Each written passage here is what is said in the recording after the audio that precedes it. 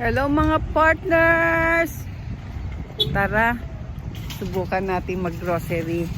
Nandito ako sa Food for Less. Grocery time.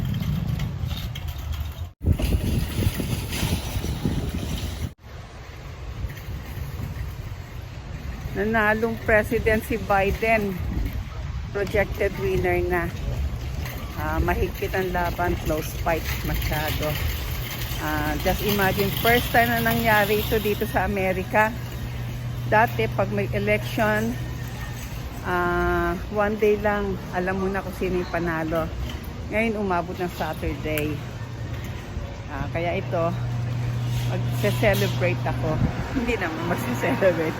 Mag-grocery lang ako. Okay.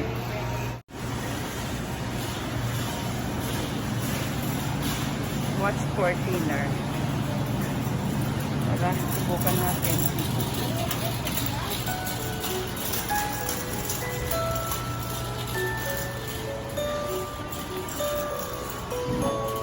Maraming namimili dito.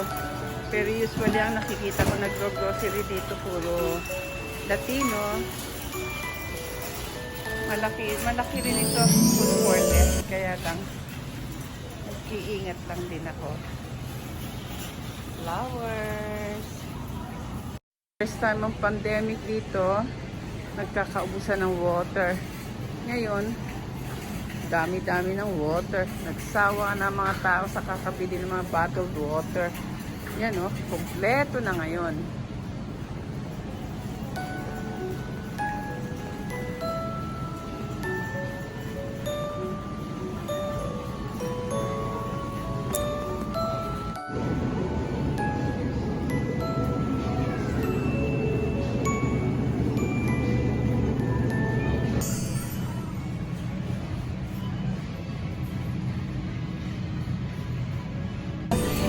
Kaya aking fruits.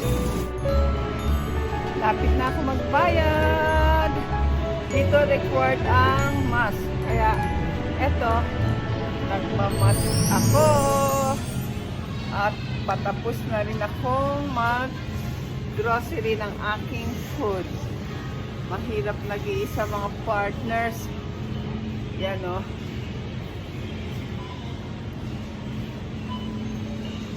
Yan ang Food for Less.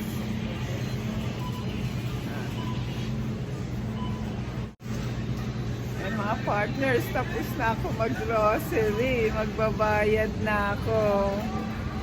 Okay. Ngayon, lalagay ko na siya sa aming sasakyan. Ang sarap ng hangin mga partners. Ang lamig na dito.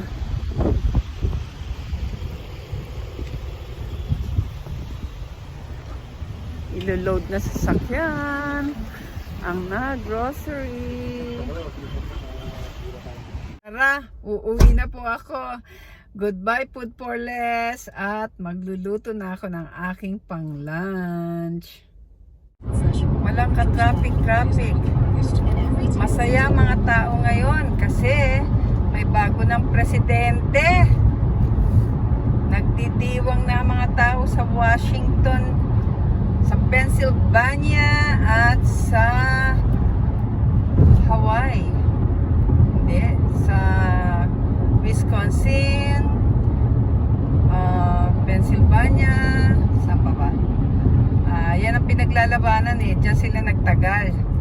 Kaya Saturday morning, in-announce na ang pang 46 na presidente ng Amerika.